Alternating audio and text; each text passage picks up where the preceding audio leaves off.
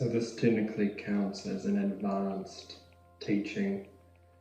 It's advanced because there's many ways it could be misinterpreted. All the words out there in different teachings are big blocky conceptualizations of what to do and when to do it. Unless they're relevant to us when we hear them, then potentially it's better not to hear them in case we think we're using them at an appropriate time when we're not. And the same thing goes for this particular video today. The warning is because this could be misconstrued in catastrophic ways if we don't fully comprehend the particular relevance and point of time and when you can use this instruction in your life. I wanted to make this video because well, the world's at an interesting point in time. It's not the first time.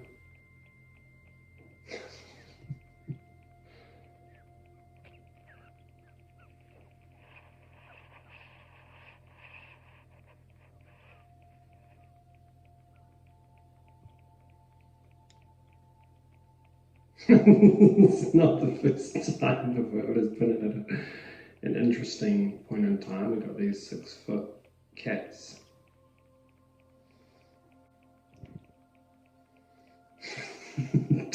Terrorizing the planet at the moment.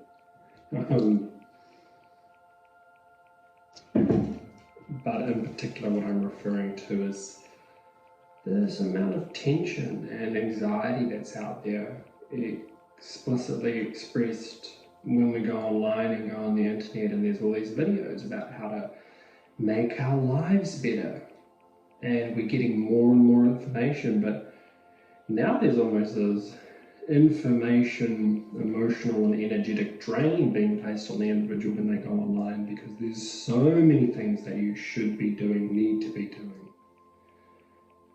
What is the remedy? What is the ultimate solution to this mess in ourselves, in our consciousness, in our being when we go online?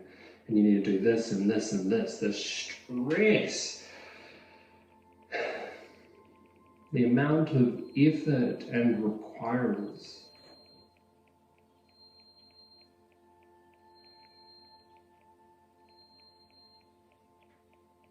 I mean, can you hear that beeping? That's my oven letting me know that the oven is hot enough, just in case I forgot. The advanced teaching is how to use our present reality, our intimacy with present consciousness in order to transform our lives. We have this problem at the moment that we're not very skilled sometimes in navigating existence. And sometimes unfortunate things seem to befall our way, and in order to survive these things we can't comprehend, we come up with rules and solidities and structures which we hope will protect us in the future. Something challenging happens, we come up with a rule, a moment later, looking back, because that thing that we experienced and our coping mechanism worked, and we're so scared of being hurt again that we start to apply that rule in a bunch of situations in our life, which is dumbing down our innate intelligence. So we experience life applying all these rules which come from past experiences, which aren't the best way for our being to express itself. There's no higher intelligence, there's no better way of moving through your life than with present moment awareness, freedom, and natural expression of consciousness. Consciousness has this aspect of effortlessness to it. These are the concepts on the spiritual path of letting go or not having control, the death of the ego. Will things be all right if I truly let go? Yes, they will be. if we let go in the right way, if we know how to let go, if we know how to let go non-conceptually into recognition, not as another rule, not as another concept or structure which disconnects us from the totality of our natural wisdom and intelligence. You know, I thought about making this video, the idea came into my head, feeling overwhelmed by the amount of content online, where I knew there had to be a better way. And I was, to be honest, laying in bed at the time, and I thought to myself, you know, if I did what I really wanted to do right now, I felt like I would never get up and film this video. But I trust, open up, use my deeper intelligence, my consciousness in that moment and say, you know what, okay, let's see if that will happen. I give myself permission to stay in bed as long as I need to, and we'll see if this video happens, and it's happening. I have some idea from the past that to stay in bed is lazy, but maybe it's just exactly what I need. Maybe I just need a little bit more rest. And eventually I get out of bed and I start moving and stretching first, because actually I need a stretch because my body's a little sore at the moment. I don't know if this video is ever going to happen, but I'm leaving it up to reality, not this ego in my head who thinks they know what's best. I'm surrendering, sure, but I'm also just, well, yeah, being, existing. I'm transitioning from trying to control reality to just opening up to reality. But there's no opening. There is just reality. I guess that's the thing, right, is that underneath our layers and perception and all these different rules and ideas we can have to know how we function, the truth is that it's always just been happening, right? It's always just been happening. And it happens much better when our ego gets out of the way. I'm out of bed, I'm stretching, and little things keep popping up which make it seem like I'll never get to this video. But rather than applying some other past incidental thought to navigate and push through, I just let these things inform this process of being existent or alive, conscious.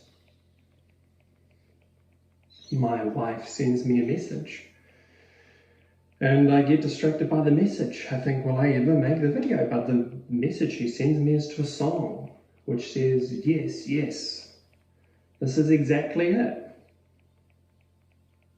Now, it's wonderful when that informs the process. I get distracted in a way, I don't know where I'm going to film the video, and then I find a wonderful setup for it. A nice comfortable chair. Originally I thought I was going to film it downstairs, that's where I was going to push and effort to create it. And just keep flowing with the process. The instruction is to be willing to intimately connect with your consciousness, even though it's scary, and let that intimacy with the fullness of your awareness inform what you do, and experiment. If it's scary, just experiment with this. I'm moving around at the moment, so I got some more time on my hand. It's easier, it's safer to try this. So maybe one weekend, try it. See if you can have some support for someone to manage some of the extra stresses around you in your life, to see what happens if you just rest for the day instead of doing what you think you're supposed to. And be aware that a lot can come up. Maybe you'll have some emotions. Maybe you will lay in your bed and at first you will be filled with anger and you'll swear and cuss at the world for this emotional life you have. Maybe you'll cry, maybe you'll stretch, maybe you'll move, maybe you'll do something a little bit toxic, but hopefully safe.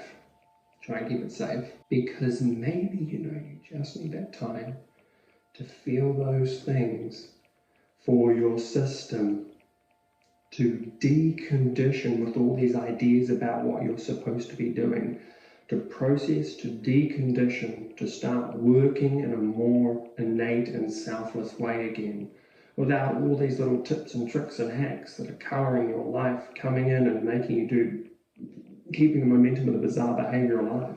So there's the path of sitting, meditative stillness, and that being more inclusive for you, developing a kind of intimacy with consciousness that will discover the rules that are coming in and disconnecting you from your presence.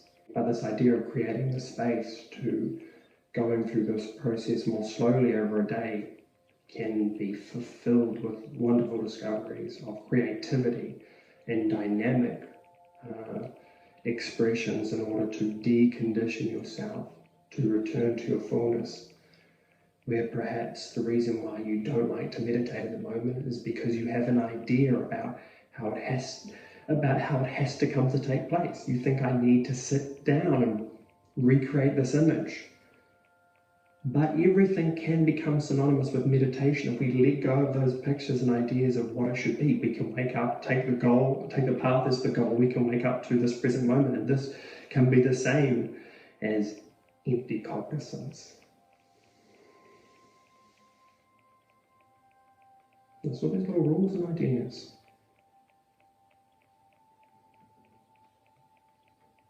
I guess I highlight meditation because it's this specific zone of saying, yes, actually every idea can be cleared up, and it's hard to see that in our moving lives. It's easy to find that in meditation. But if we have that space over a day, we can close that gap. So what did I do today, I eventually got to the video. I eventually fed myself after spending a lot of time getting distracted with the cats, looking outside the window. Is it so terrible that rather than forcing myself to make this video, I looked outside with the cats for half an hour standing there with them? No, I mean, that's a much better way to spend my time. And of course, my system probably needs that than looking at the phone, all the content and the noise on there. What's crazier, scrolling this device or taking a break? Oh, cat's looking out the window, I'm looking out the window. Consciousness starts opening up real quick when we start pushing off those, not pushing off, but when we start recognizing those little tensions which come in, which are always pushing and pulling us, and thinking that the pushing and the pulling is a bad thing, and inquiring in our mind, how do I get rid of the pushing and the pulling? Just let it be, feel it, allow it, and it dissolves. And then we can bring everything into awakening. And here's a final story just to drive this point home. I found myself thinking whilst I was laying in bed,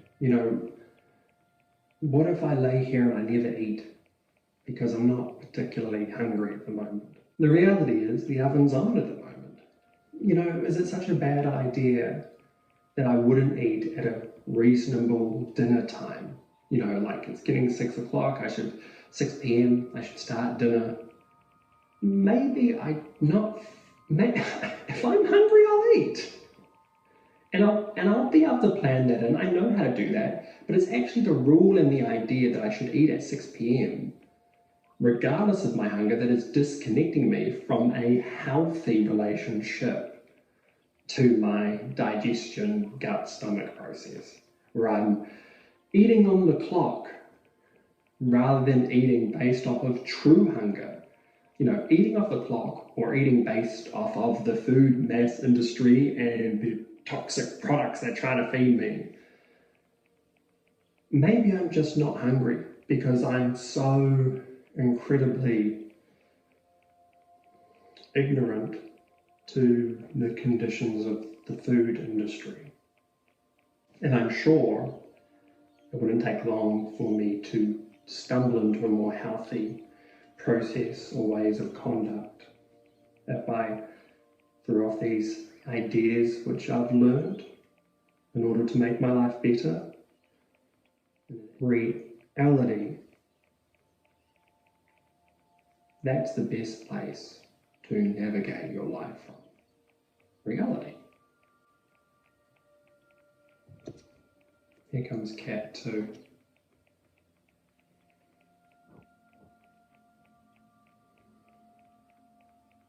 Much love to you, my friends out there. Main message of this video is that your system in the present moment knows how to set you free. Can you develop a more intimate connection with that?